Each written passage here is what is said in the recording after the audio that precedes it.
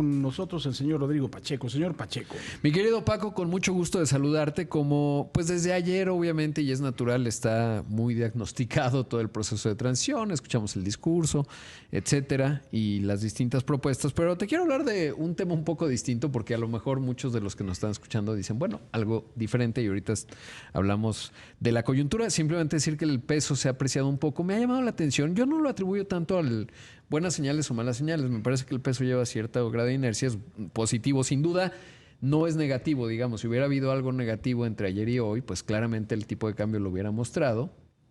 Tampoco algo que digas, uy, qué superapreciación, pero bien, eso es positivo porque el mensaje de ayer pues es relativamente estándar, te muestra cierta continuidad. En mi opinión, hoy escribo al respecto, identifico 5 tipologías, digamos, o arquetipos en la reacción con respecto a ella.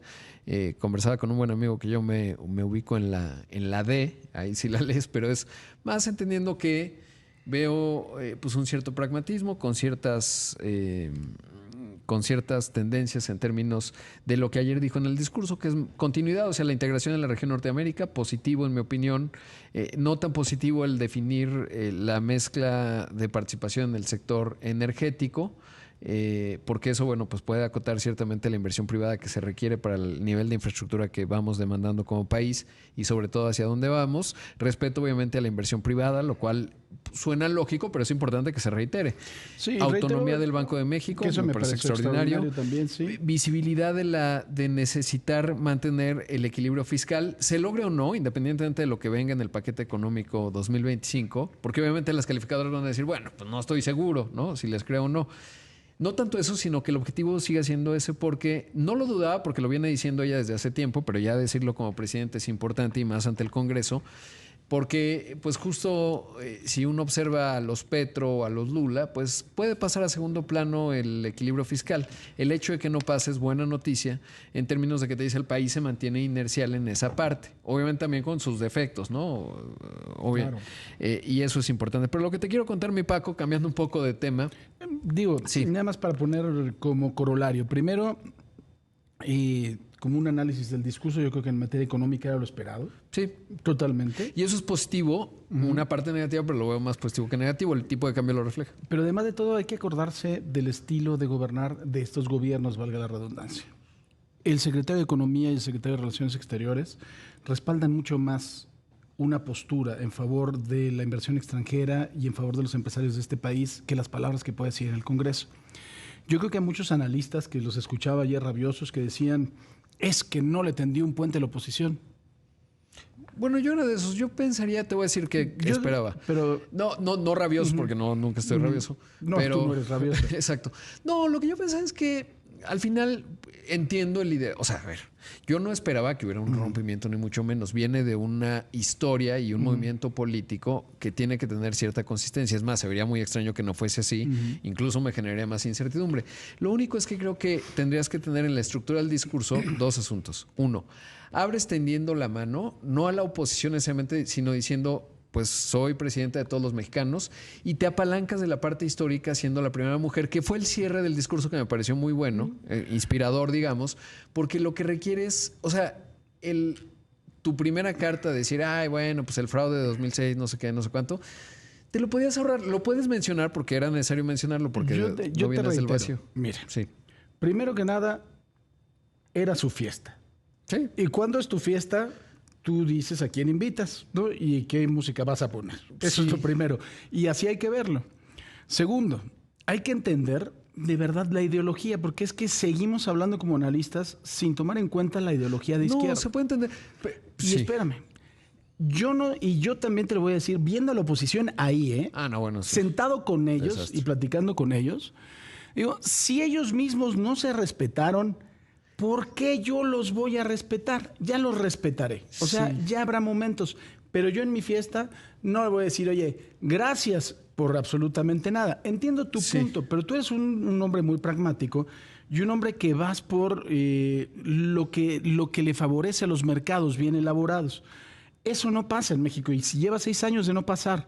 Entonces yo no esperaría jamás. Solo voy a decir 2 asuntos. 1, su fiesta es la fiesta de todos nosotros. Porque nos guste o no, o sea, habrá unos que están muy enojados. Trasciende, digamos, lo miserable de la oposición, porque coincido contigo totalmente, y ahí no hay mucho que hacer. Pero le está hablando, o sea, al ser la primera mujer presidenta, le está hablando a la historia y al país, independientemente de lo que tengas enfrente en el Congreso, porque estoy de acuerdo contigo. O sea, hay una, a mí la oposición me parece que está desmantelada, uno, y lo que queda de ella no es muy presentable. Hay algunas excepciones, obviamente, no, digamos, no es total, pero creo que es su fiesta, porque es correcto, es su fiesta, pero tienes que tener una dimensión que como quieres que todos los mexicanos vengan a tu fiesta, todos los mexicanos, o haces el mejor esfuerzo. A lo mejor si pones chicharrones y caviar, unos no les va a gustar, pero haces tu mejor esfuerzo para estar en esa cita con la historia. En tu mundo sí, en un mundo de lógica sí, en un mundo de una política así entendida como una política de centro sí.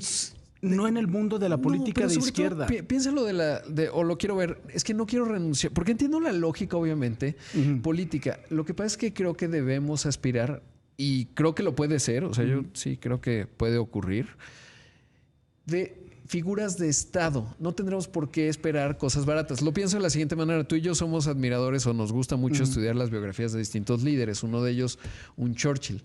Tú no ves a una figura de este tipo cuando llegas a la cita con la historia actuando de manera muy específica. Perdóname, yo creo en que los no momentos hubo clave. alguien que hubiera en su vida despreciado tanto la oposición, insultado lo más que el propio Churchill. Pero entonces, no en el, no, un buen justo, argumento. no, claro que sí. Obviamente no a lo largo de toda su biografía. Cuando fue en los discursos, por eso es un referente. Claro, pero no puede decir que estoy tomando posesión y compararlo con el discurso del 10 de mayo de 1940 claro, en la Segunda Guerra Mundial. No, porque es la primera mujer. Entonces, para este país va a quedar en los libros de historia. Pero porque es la primera. Sí, regreso a lo mismo, a ver. Justo, si hubiera sido Vicente Fox, por ejemplo, fue alguien que dejó pasar también muchas.